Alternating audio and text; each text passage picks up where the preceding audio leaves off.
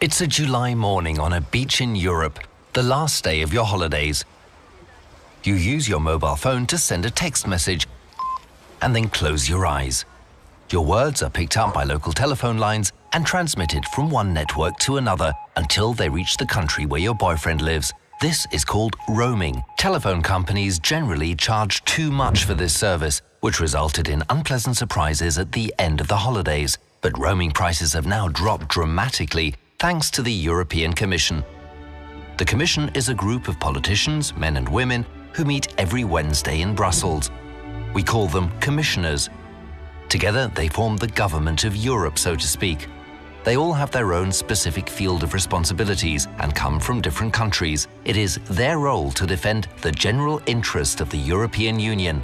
When they take their oaths, they swear not to accept instructions from their own government.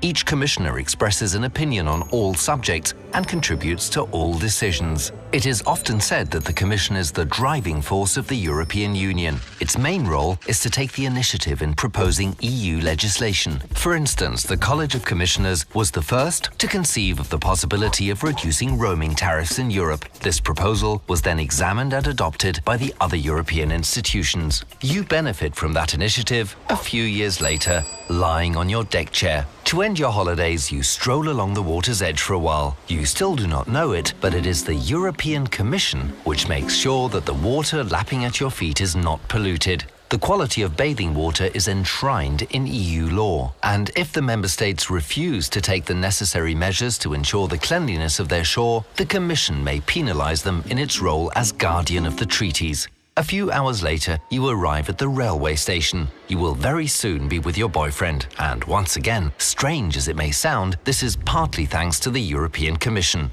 Its third major task is to manage the policies and budget of the EU. For example, assistance for the regions and their infrastructures. The Commission is responsible for organizing the European financial support granted, for example, to airport, motorway and railway projects in Europe.